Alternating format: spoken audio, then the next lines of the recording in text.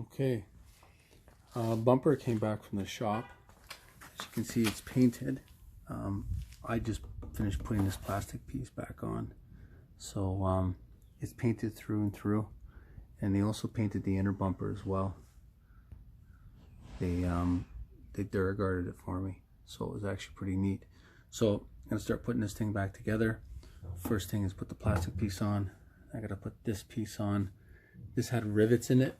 So if anyone's working on any of these, you have rivets that you have to drill out before you take this off. I'm going to put a nut and bolt back in, so then that way I can have access to it afterwards.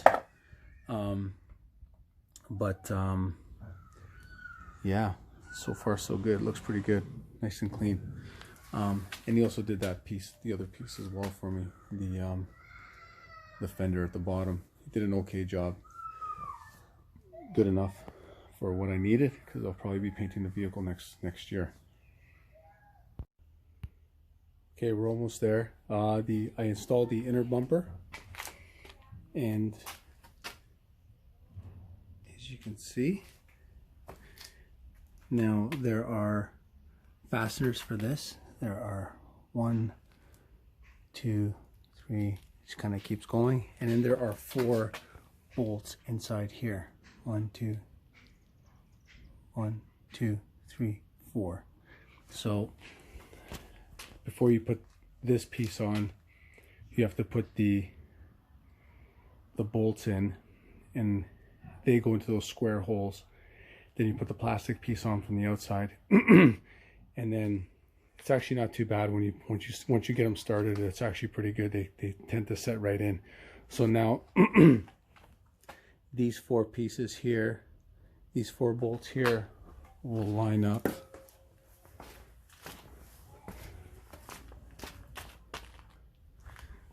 Right there and right there. I have the spacers already set up. All I need now is an extra set of hands and to get underneath. Let me just slip it on in. I think the manual asks to remove the grill. I decided not to, and it seemed to have worked well. Probably because I took the whole thing off and then take these 4 bolts off from the inside. I can see that without the grill, it'd probably be a little bit easier to get at these if you're going to take off just the outside and just leave the inside bumper. But I was doing both anyway, so it didn't really matter. So it's all painted up, ready to go. Okay, so we're just getting ready to put it on. Put it on the jack stand here, or on the jack I should say. And my son's going to help navigate it.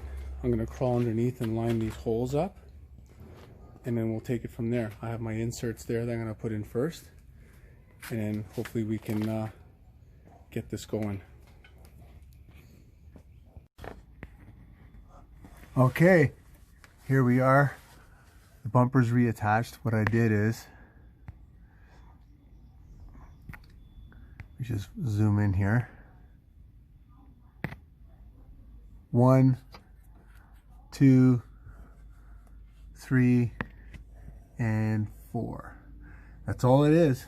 Now what I did with these is I had soaked them in like a penetrating oil like 2 days before, and then when I had this out, I sprayed them up with penetrating oil and wire brushed them off. That's why it looks so clean. The car in general is pretty clean. There's a few spots here and there, but there's the other side right here. 1, 2, 3, 4.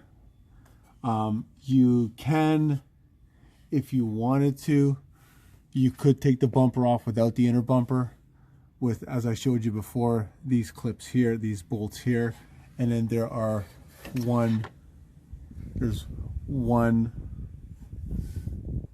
2, 3, and 4 that you would have access to for the front part. And then you can take off just this piece here, which I had before. But as I mentioned, I wanted to get the inner and outer bumper done. So this is what it looks like installed. They did a pretty good job. Well, how can you not? The bumper was off. I put obviously the plastic piece back on. put the license plate cover back on. Without the rivets, I just put a nut and bolt. I was gonna put a riv nut. I just couldn't find what I wanted to in time, and I really wanted to get this out on the road. Looks like it's gonna rain today here in Toronto. But I also have that piece there that was done, the rust piece. I'm not sure if I showed it in the last video, but there's a rust piece in the bottom corner that I had completed, and there's where the trim is supposed to go, where the two holes are. One's right there and right there, and it's similar to the bottom piece of trim there. Let me show you what it looks like assembled on this side. That's what it looks like assembled, and you can access it through here. If you take a look here, there are the two holes. There's 1 and 2 holes right there. 1 and 2. That's where they are. And then the clips that come with it are right here.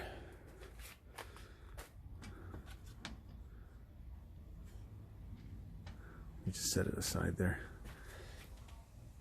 This has a wire on it that's supposed to help it stay in place. I just bent it in place.